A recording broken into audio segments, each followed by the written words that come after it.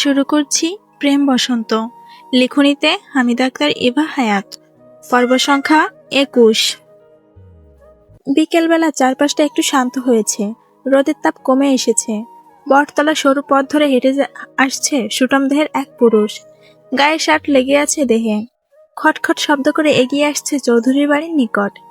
একবার আর চোখে বটতলার দিকে তাকিয়ে দেখলো হাসান ভাইয়ের সাথে দাদার কিছু আত্মীয় স্বজন মিলে আলাপ আলোচনায় ব্যস্ত। অর্ণ দৃষ্টি সরিয়ে হাঁটা ধরল বাড়িতে। বাড়িতে ঢুকতেই চৌধুরী বাড়ির পেছন পুকুরের পাড় থেকে নিশাদের গলার শব্দ ভেসে এলো। অর্ণ কপালে ভাঁজ ফেললে এগিয়ে যেতে চাইলেও গেল না। পকেট থেকে ফোন বের করে নিশার নাম্বারে কল লাগালো। খানিকক্ষণ পর নিশা কল রিসিভ করতে অর্ণ শুধাই, কোথায় তুই? পুকুরে এসেছি ভাইয়া। কে কে আছে ওখানে? কায়নাত, নিধি আপু আর তোমার 2টা কাজিন। পুকুরে কোনো মেয়ে নেমেছে? কায়নাত নেমেছে শুধু। বাড়ির বাচ্চাগুলো খেলার সময় ওর গায়ে বালু ছুঁড়ে দিয়েছিল। অন্য কল কেটে এগিয়ে এলো পুকুরের দিকে। তবুও পুকুরের কাছে যাওয়ার আগে আর চোখে দেখে নিল কোনো মেয়ে আসলে নেমেছে কিনা। কায়নাত পুকুরের সিঁড়িতে নেমে সাবান দিয়ে ডলে ডলে শরীর পরিষ্কার করছে। গায়ের কাতানের শাড়ি, গোলাপি গোলাপি শাড়ি দেহে আষ্টে পিষ্টে লেগে আছে। অর্ণ পুকুরের নিকট এগিয়ে এসে নিশার পেছনে দাঁড়ালো, তীক্ষ্ণ দৃষ্টি তাক করা কায়নাতের দিকে। কায়নাত লম্বা চুলগুলো পানিতে ভাসছে। উল্টো ঘুরে দুবার ডুব দিতে নিশা বলল, ও ভাবি যান, এবার তো উঠে এসো। সে কখন নেমেছ? সে খেয়াল আছে তোমার? কায়নাত পিছু ঘিরে বলল, আর এক। ব্যাস, অর্ণকে দেখে মুখের কথা মুখেই রয়ে গেল। অর্ণের ধারালো তীক্ষ্ণ দৃষ্টির দিকে তাকাতেই খানিক শুকনো ঢোক গিলল সে। নিশা ঘাড় ঘুরিয়ে পেছনে তাকাতেই অর্ণের গম্ভীর বদন দেখে উঠে দাঁড়ালো। তার দেখা দেখি নিধি ও বাকিরা উঠে দাঁড়ালো। নিশা আর চোখে কায়নাতকে দেখে বলল, তুমি এখানে আসলে কেন ভাইয়া? যা এখান থেকে।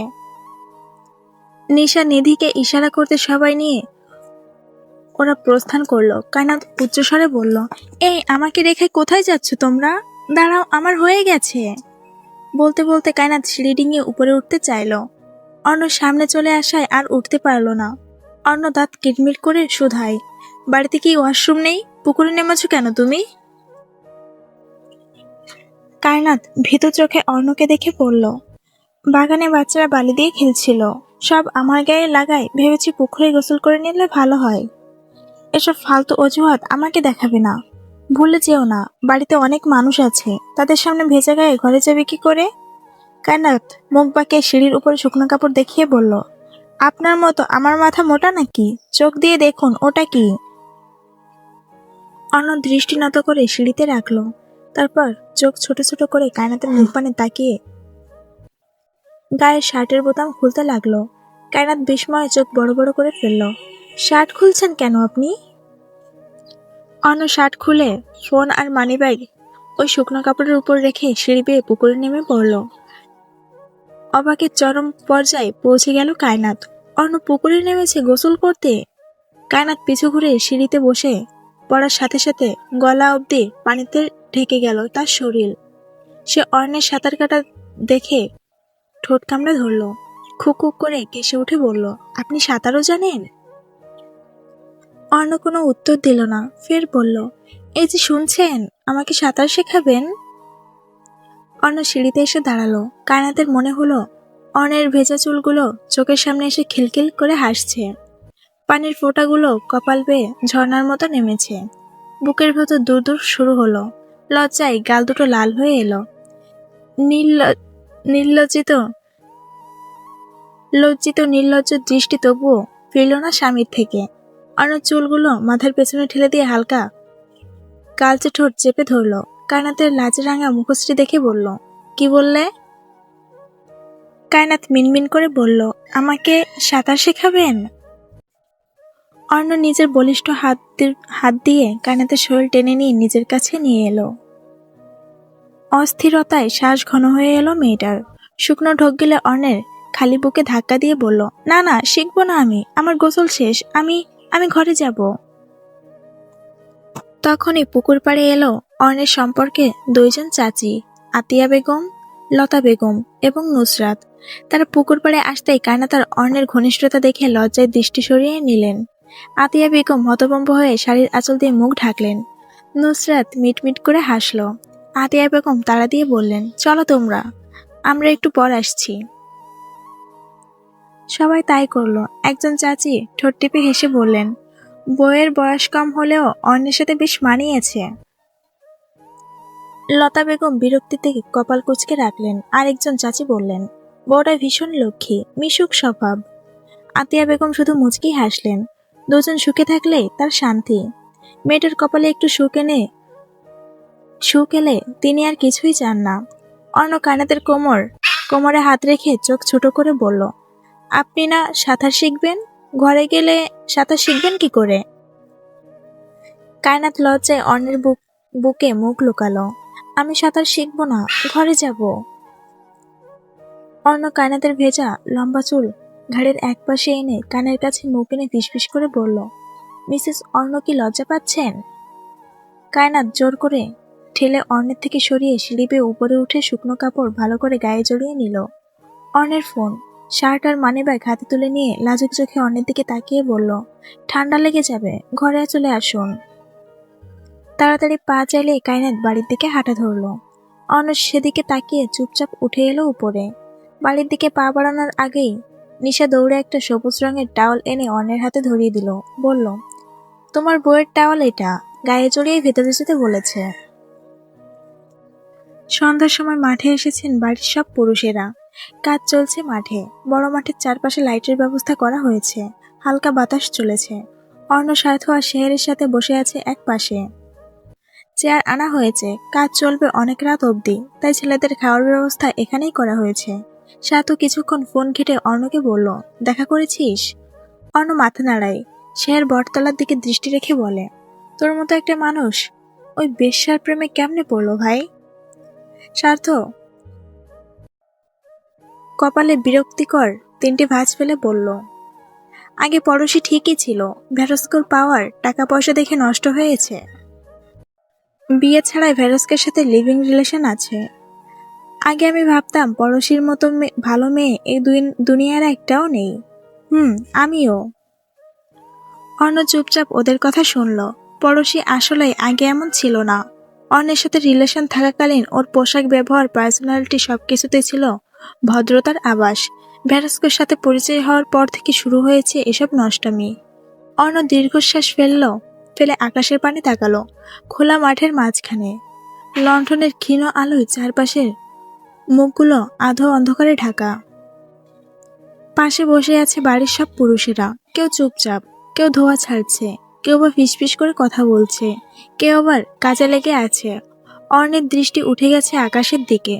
উপরে যেন অসীম কালো চাদরে ছড়িয়ে আছে হাজারো তারা। ঝিকিমিকি আলোয় আকাশ যেন জীবন্ত, যেন নীরব গল্প শোনাচ্ছে তাকে। মৃদু বাতাসে মাঠের ঘাস হালকা দুলছে।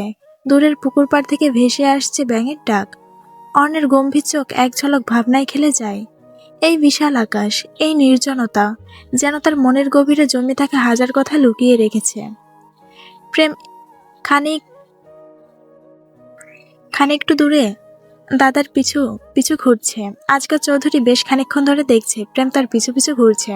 তিনি এক জায়গায় শান্ত হয়ে দাঁড়িয়ে বললেন, কি হয়েছে দাদু ভাই, আমার পিছু পিছু ঘুরছো কেন? প্রেম থমথমে খেয়ে যায়। সোজা হয়ে দাঁড়িয়ে বলে, আপনি মুরব্বী মানুষ, অসুস্থ হয়ে গেলে তো আমাকেই দেখতে হবে, আমি ডাক্তার না। আমার কিছু হবে না, আমি অনেক স্ট্রং। প্রেম জোর করে হাসলো। অসহায় চোখে দূরে আদালের দিকে তাকিয়ে পিছু ঘুরে স্বার্থদের দিকে এগিয়ে এলো। স্বার্থের পাশের চেয়ারে বসতে স্বার্থ বলল, আমার হবু বাচ্চার বাপ হবু দাদা শ্বশুরকে কি পটাতে ব্যর্থ হলো? প্রেম অসহায় কণ্ঠে বলল, তোমরা কেউ আমার হয়ে একটু দাদাকে বলো প্লিজ। অন্য ছোট ভাইয়ের অসহায় মুখশ্রী দেখে বলল, বিয়ে করবি তুই, মেয়ে পছন্দ তোর, তাহলে ও কেন কথা বলবে? প্রেম অর্ণের দিকে তাকিয়ে নাক ছিটকে বলল, বেশি ভাব দেখিও না ভাইয়া, তোমার বিয়ে না হলে এতদিনে তুমিও আমার মতো পাগল হয়ে যেতে। ভাগ্যিস গ্রামের মানুষ কট খাইয়ে বিয়ে দিয়ে দিয়েছে। স্বার্থ ভাবুক হয়ে বলল, অপমান করলি নাকি বাহুবা দিলি? অপমান করলেও ভাইয়ের গায়ে লাগবে না, ওর কথা বাদ দাও। তুমি বলো, দাদার সাথে কথা বলবে? তুই কি পাগল? তোর হয়ে আমি কথা বলবো কেন? আন্টি না হলে আঙ্কেল আঙ্কেলকে বল। আব্বুকে বলেছিলাম, আব্বু বলেছে তুমি গিয়ে কথা বলো। আর আন্টি? প্রেম ঠোঁট উল্টে অসহায় মুখ বানিয়ে বলল, আম্মুকে বললে পেন্সিল হিল দিয়ে মুখে বাড়ি মারবে। শেহের শব্দ করে হেসে উঠল। অর্ণের কাঁধে হাত রেখে বলল, তোর ভাগ্যটা দেখেছিস স্বর্ণ, তুই বিয়ে করতে চাসনি, আর তোকে জোর করে বিয়ে দেওয়া হয়েছে। আর তোর ছোট ভাইয়ের অবস্থা দেখছিস। প্রেম আহাজারি শুরু করলো। বিয়ের বয়স পার হয়ে এক পা কবরে চলে গেল প্রায়। বিয়ে বোধহয় হবে না এই জন্মে। রাত 12টার দিকে অন্যরা বাড়িতে এলো। বাড়ির কিছু মুরব্বী এখনো মাঠে। অন্য নিজের ঘরে এসে দেখলো ঘরের লাইট বন্ধ। ঘরের লাইট অন করে বিছানার দিকে তাকিয়ে দেখলো কায়নাত মোটা কাঁথা জড়িয়ে মুখ ঢেকে শুয়ে রয়েছে। অন্য ওয়াশরুম থেকে ফ্রেশ হয়ে এসে ঘরের লাইট বন্ধ করে পাশে এসে শুতেই কপালে ভাঁজ পড়ল। কায়নাতের গরম শরীরে হাত দিতেই ভাঁজ আরো দৃঢ় হলো। কাঁথা সরিয়ে কায়নাতের গলায় হাত রেখে দেখলো শরীর তুলনামূলক একটু বেশি গরম। মাথায় লম্বা চুল ভেজা, চুলগুলো বিছানায় ছড়িয়ে ছিটিয়ে আছে। জ্বরে মুখ লাল হয়ে গেছে। অর্ণ উঠে বসলো। দুহাত দিয়ে কায়নাতের ছোট্ট শরীর টেনে নিজের কাছে নিয়ে এসে কায়নাতের গালে চাপড় মেরে বলল, এই মেয়ে ওঠো। কায়নাত পিটপিট করে চোখ খুলে তাকালো। জ্বরে চোখ জ্বলে যাচ্ছে তার। অর্ণ কায়নাতের গালে হাত রেখে বলল, এই মেয়ে ওষুধ খেয়েছো? কায়নাত ঘুমের তালেই না বলল। অর্ণ কায়নাতকে নিজের থেকে ছাড়িয়ে বলল, ছাড়ো, ওষুধ নিয়ে আসছি। কায়নাত শক্ত করে অর্ণের সুটাম দেহখানা জড়িয়ে ধরে ফুপিয়ে উঠল। জড়ালো কণ্ঠে ফিসফিস করে বলল, আপনি জানেন আমার জীবনের সুখের নাম একটাই, আপনি। বাকি সব হারিয়েছি আমি। মা নেই, বাবা নেই, নিজের বলার মতো কেউ নেই। আমি যদি আপনাকেও হারাই তাহলে আমার বেঁচে থাকার মানে কি বলুন? আপনি না থাকলে আমি কার কাছে ফিরবো? কার বুকে মাথা রেখে বলবো আমাকে ভালোবাসায় মুড়িয়ে রাখুন? অর্ণের শরীর অবাস হয়ে এলো। কায়নাত জাপটে জড়িয়ে ধরে রেখেছে দুর্বল শরীর নিয়ে। মনে হচ্ছে অর্ণের বুকের ভেতর ঢুকে যেতে চাইছে, যেন অর্ণ চাইলেও তাকে আলাদা করতে না পারে। অর্ণ কায়নাতকে জোর করে নিজের থেকে ছাড়িয়ে ওষুধ খাইয়ে দিল। কায়নাত বিছানায় শুতেই অর্ণ পাশে গিয়ে বসলো। কায়নাতের ভেজা চুলগুলো একপাশে সরিয়ে রেখে কিছুক্ষণ মাথায় হাত বুলিয়ে দিল। গম্ভীর চোখে মেয়েটার মুখের দিকে তাকিয়ে রইল কিছুক্ষণ। দীর্ঘশ্বাস ফেলে কায়নাতের পাশে শুতেই কায়নাত ওকে জড়িয়ে ধরল।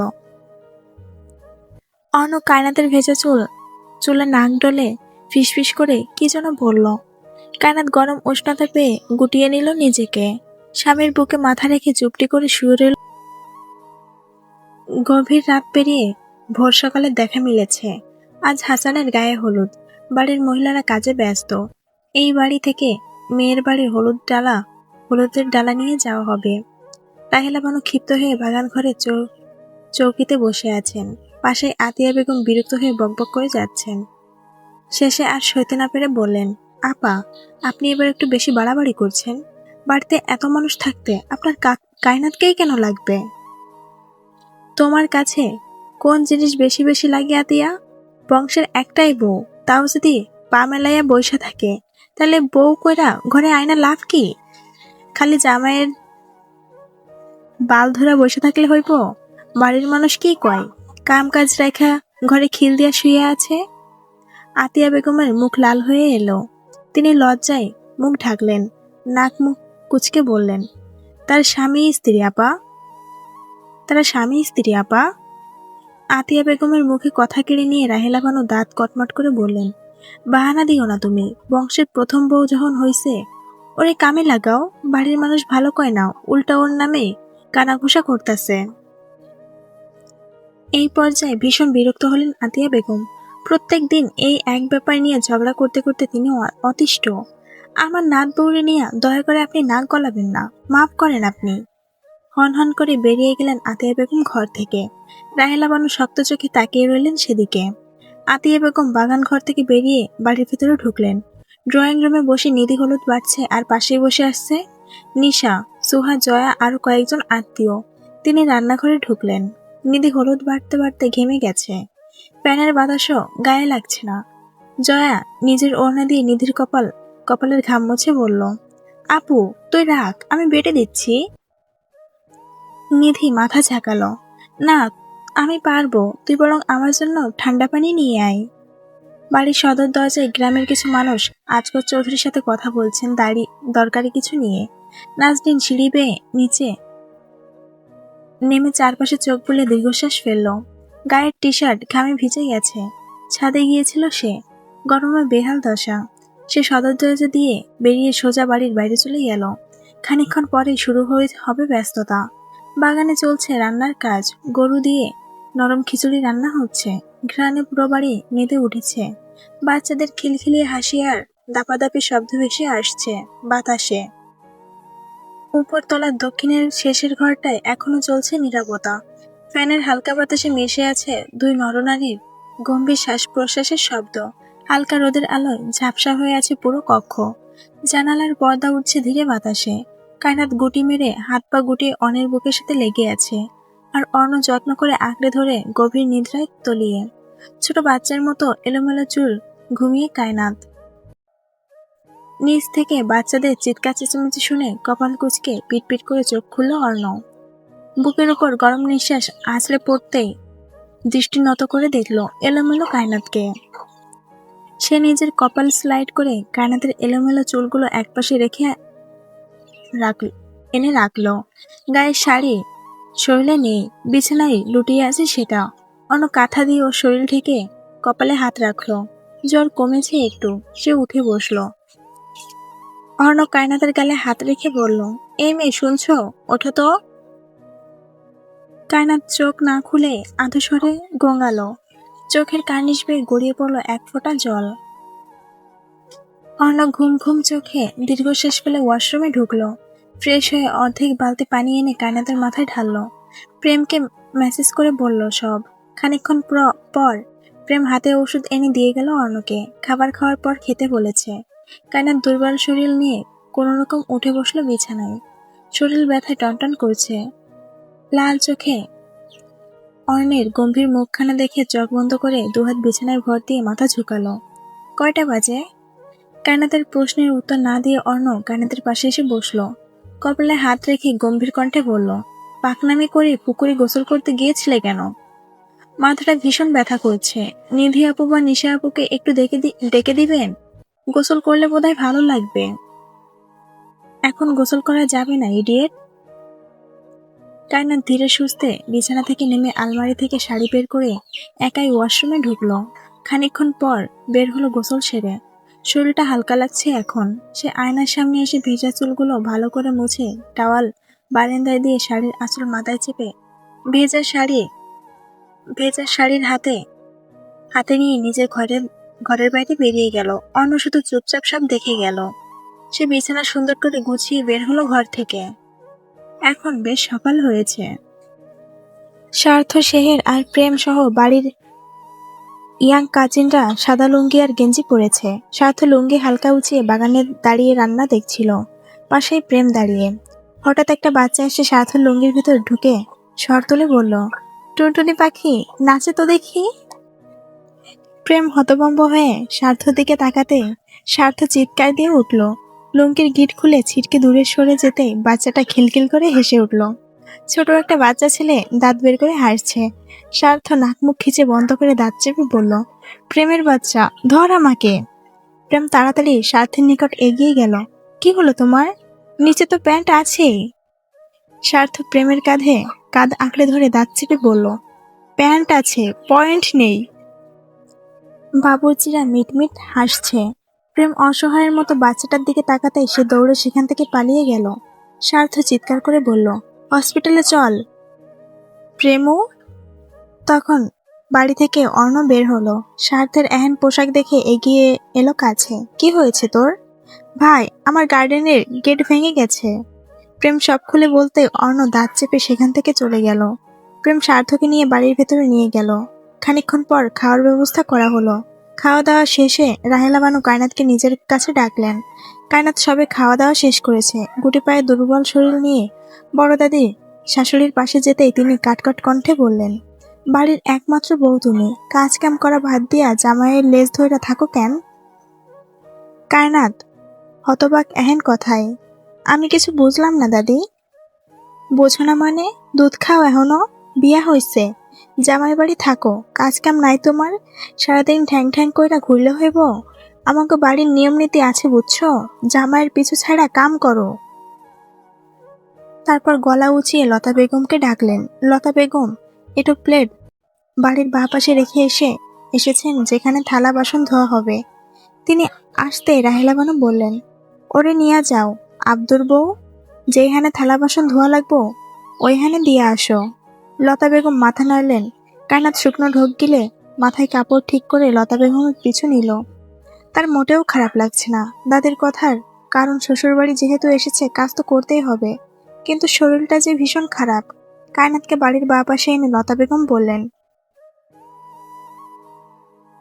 মিনাকে পাঠিয়ে দিচ্ছি। লতা বেগম চলে গেলেন। মিনা কিছুক্ষণ পর এলো। দুটো টুল এনে একটা কায়নাতকে দিয়ে আরেকটা সে বসলো। কায়নাত শাড়ি গুছিয়ে আঁচল কোমরে গুছে জুতা খুলে ভালো করে বসলো। মিনা কায়নাতের শুকনো মুখ দেখে বলল, ভাবির কি শরীর খারাপ? এমনি শুকনো লাগতেছে কেন মুখ? কায়নাত প্লেট ধুতে ধুতে বলল, না মিনা আপা, শুধু একটু মাথা ব্যথা করেছে। তাহলে তুমি রাখো, আমি করবো এডি, সমস্যা নেই, আমি পারবো। মিনা আর কথা বলল না, টুকটাক কথা বলতে বলতে কাজ করতে লাগলো। এদিকে অর্ণ সেই কখন বাড়ি থেকে বেরিয়েছে। বাড়িতে হলুদ দেওয়া হয়ে গেছে হাসানকে। কিছু মানুষ মেয়ের বাড়ি যাবে এখন। কায়নাত হলুদ শাড়ি পরে চুল খোপা করেছে, তারপর শাড়ির লম্বা আঁচল দিয়ে সুন্দর করে মাথায় ঘোমটা দিয়েছে। হাতে আজ কাচের রেশমি চুড়ি, চোখে চিকন কাজল, ঠোঁটে হালকা লিপস্টিক। এর থেকে বেশি সাজার সাহস হয়নি তার। বাড়িতে এত ভিলেন যে ঘর থেকে বের হতেও ভেতর কাঁপে। তার মধ্যে রাহেলা বানু তো আছেনই। যদি দেখে বাড়ির বউ সাজগোজ করে বাইরে গিয়েছে তাহলে ইতিহাস ঘটে যাবে। কায়নাত সুন্দর করে তৈরি হয়ে আয়নায় নিজেকে একবার দেখে নিল। আজকাল নিজেকে কিশোরী নয়, বরং যুবতী নারী মনে হয়। শাড়ি পরলে বুঝি সব মেয়েকেই বড় বড় লাগে? হয়তো তাই। কায়নাত পিছু ঘুরে দরজার দিকে তাকাতেই চমকে উঠল। অর্ণ পকেটে হাত গুজে কপাল কুঁচকে তার দিকে তাকিয়ে আছে। কায়নাত বুকে থুতু দিয়ে বলল, আল্লাহ মাফ করুক, এমন ভূতের মতো দরজায় দাঁড়িয়ে আছেন কেন? অর্ণ সোজা হয়ে ঘরের ভেতর ঢুকলো। কায়নাতের সামনে এসে দাঁড়িয়ে ডান হাতের বুড়ো আঙ্গুল দিয়ে কায়নাতের ঠোঁটে হালকা লিপস্টিক ঘষে উঠিয়ে ফেললো। তারপর কায়নাতের বিস্মিত আঁখিতে দৃষ্টি রেখে বলল, এবার ঠিক আছে, হলুদ শাড়ি পরেছেন কেন? কায়নাত ফ্লোরে পা গুটিয়ে দৃষ্টিনত করল, শুকনো ঠোঁট ভিজিয়ে বলল, আজ না গায়ে হলুদ, দাদি দিয়েছে এই শাড়ি। আসান ভাইয়ের বউয়ের বাড়ি যাব যে। ওই বাড়ি যাবেন? যেতেই হবে। দাদি নিয়ে যাবে? সন্ধ্যার আগে ফিরবেন। অর্ণ ভালো করে কায়নাতকে দেখল। মেয়েটা শাড়ি পরে, কিন্তু কখনো শরীরের একটু অঙ্গ দেখা যায়নি। ঢাকায় কয়েকবার সিল্ক কাপড়ের শাড়ি পরায় হয়তো ঝামেলা হয়েছিল শাড়ি সামলাতে। হলুদ রঙের শাড়িটা যেন কায়নাতের গায়ে একটু বেশিই ফুটেছে। অর্ণ গলা ঘেঁষে বলল, কে কে যাবে? অনেকেই যাব। কে নিয়ে যাবে? নাজনীন ভাই। অর্ণ হুট করে ঘরের দরজা লাগিয়ে দিল। কায়নাত হতভম্ব হয়ে বলল, দরজা লাগালেন কেন? আমি তো যাব এখন। অর্ণ আলমারি থেকে একটা ধূসর রঙের টি শার্ট আর কালো প্যান্ট বের করে ওয়াশরুমে ঢুকতে ঢুকতে বলল, আমি যতক্ষণ না আসবো ততক্ষণ চুপচাপ ঘরে বসে থাকুন। মিনিট 10 পর অর্ণ ওয়াশরুম থেকে বের হয়ে আয়নার সামনে দাঁড়িয়ে ভেজা চুল মুছে মুখে কি যেন দিল। কায়নাত ঠোঁট কামড়ে চুপচাপ তাকিয়ে তাকিয়ে দেখলো অর্ণের কাজকর্ম। অর্ণ চুলগুলো ঠিক করে মানিব্যাগ আর ফোন পকেটে রেখে দরজা খুলে বলল, আসুন ম্যাডাম। কায়নাত অর্ণের পিছু পিছু গেল। সিঁড়ি বেয়ে নামতে না নামতে রাহেলা বানু বললেন, এতক্ষণ লাগে? যামো কখন আমরা? এত সময় তো তুমিই শেষ করে দিলা সাজতে সাজতে। ড্রয়িং রুম ভর্তি মানুষ, সবার সামনে এভাবে বলায় কায়নাত লজ্জা পেল ভীষণ। অর্ণ বুক টান টান করে কায়নাতের পেছনেই দাঁড়িয়ে আছে, দুহাত পকেটে গুজে রাখা। অর্ণ ঠোঁট কামড়ে তীক্ষ্ণ চোখে বড় দাদির আনন্দ রেখে কায়নাতের পাশে এসে ওর এক হাত আঁকড়ে ধরে সিঁড়ি বেয়ে নামতে নামতে বলল, আমি বুঝি না বড় দাদি, আপনার সমস্যাটা কোথায়? আমার বউ দিনরাত এক করে সাজবে, তাতে আপনার সমস্যা কি? এখন তো সবে 11টা বাজে, হলুদ হবে একটা, আর আপনি এখনই লাফাচ্ছেন? আমার জানা মতে মেয়ের বাড়ি এখান থেকে বেশি দূরে নয়। তাহলে?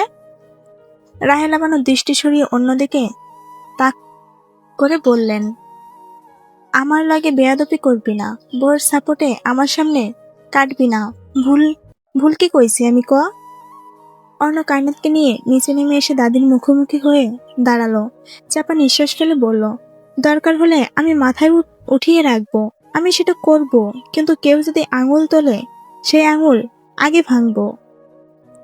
তুই কি আমার কথা শোনাইতেছস? বাড়ি ভর্তি মানুষের সামনে আবার অপমান করস তুই? বাহ, আপনি বাড়ি ভর্তি মানুষের সামনে আমার বউকে অপমান করবেন আর আমি কিছু বললেই দোষ? কায়নাত মাথা নত করে অর্ণের এক হাতের আঙুল টেনে ফিসফিস করে বলল, দয়া করে চুপ করুন, আপনি অশান্তি অশান্তির সৃষ্টি করবেন না। অর্ণ ঝাড়া মেরে কায়নাতের হাত সরিয়ে দিয়ে রাহেলা বানুর চোখে চোখ রেখে বলল, ওকে দিয়ে গরুর মতো খাটানোর জন্য বিয়ে করিনি আমি। আমার কাজ করা আর বাড়ির কাজ করা আকাশ পাতাল তফাৎ। আমি তো আপনার সাহস দেখে অবাক হচ্ছি বড় দাদি। যেখানে আমার মা ওকে দিয়ে একটা কাজ করায় না, সেখানে আপনি এত এত থালা বাসন ধুতে দিয়েছেন। ওর শরীর এমনিতেই ভালো নেই, জানেন আদৌ? রাহেলা বানুর চোখ রক্তবর্ণ হয়ে উঠল, ঠোঁট বেঁকে গেল বিরক্তিতে। তোরে আমি বড় করছি, তুই আমার শিখাইবি এখন? শরীর খারাপ থাকলে আগে জানাইবো না কেন? আমি কি জানি শরীর খারাপ? খাটতে খাটতে কেউ কি মইরা গেছে এই বাড়িতে? অর্ণ দাঁত চেপে বলল, কেউ মরেনি বলে কি আপনি ওকে গাধার মতো খাটাবেন? আমার বউ খেলেনি, ঘুমায়নি, জ্বর নিয়ে শুয়েছিল, আপনি ডেকে এনেছেন থালা বাসন ধোয়াতে? এটা কি আপনাদের গর্ব? আতিয়া বেগম বললেন, আপা, আমি তো আগেই বলেছিলাম কায়নাতের শরীর খারাপ, কিন্তু আপনি? রায়লা বানু তীব্র কণ্ঠে কেটে দিলেন। অর্ণ এক পা এগিয়ে গেল, কণ্ঠ নামিয়ে গম্ভীর বলল, বউ খাটবে, কিন্তু জোর করে নয়। আর আজ থেকে যদি আমি দেখি ওকে এক বিন্দু অসম্মান করা হচ্ছে, সবার সামনে দাঁড়িয়ে বলছি, যার মুখ থেকে বের হবে সেই মুখ আমি ভেঙে দিব। চাপা গুঞ্জন শুরু হলো। কয়েকজন বয়স্ক মানুষ মাথা নেড়ে ফিসফিস করতে লাগলো। কায়নাত ভয়ে আর লজ্জায় ঠোঁট কামড়ে রইল। রাহেলা বানু ভ্রু উঁচিয়ে তীক্ষ্ণ হাসি দিয়ে বললেন, দেখি তো কতদিন এই সাহস থাকে তোর? অর্ণ ঠান্ডা চোখে তাকিয়ে হাত ধরে কায়নাতকে টেনে নিয়ে বাইরে গিয়ে গেল সবার সামনে দিয়ে। বেহরুজ বেগম এক পাশে দাঁড়িয়ে ছেলের কথা শুনছিলেন। তার ঠোঁটের কোণে লেগে আছে শান্তিময় চিলতে হাসি। নিশা খুশির চোটে হাত দিয়ে মুখ ঢেকে শাড়ির কুচি ধরে দৌড়ে ভাই আর ভাবির পিছু পিছু গেল। আতিয়া বেগম ঠোঁট টিপে হেসে সবাইকে তাড়া দিলেন বের হতে। হাসানের বাইক নিয়ে বের হয়েছে অর্ণ। গ্রামের পাকা রাস্তায় কালো রঙের বাইকে বসে আছে অর্ণ এবং কায়নাত। কায়নাতের ঠোঁটের কোণে লাজুক হাসি, ঠোঁট কামড়ে লাজুক চোখে বারে বারে মিরারে অর্ণের গম্ভীর চেহারা দেখছে। একটা কথা বলবো? মানা করলে চুপ থাকবেন আপনি? কায়নাত মুখ বাঁকিয়ে বলল, দাঁতের সাথে অমন করে কথা বলবেন না, উনি তো এমনই। অর্ণ কোনো উত্তরই দিল না। কায়নাতও আর আগ বাড়িয়ে কিছু বলল না। পিছু ঘুরে রাস্তা তাকিয়ে দেখল কয়েকটা অটো আসছে তাদের পেছনে। সেখানে চৌধুরী বাড়ির কিছু মানুষ আছে। মেয়ের বাড়ি পৌঁছাতে কিছু সময় লাগলো। মেয়ের বাড়ি একতলা বাড়ি।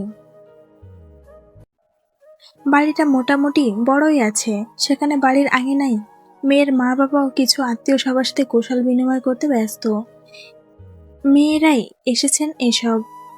ছেলে বলতে নাজনীন, অর্ণ, আইমান আর বিহার এসেছে।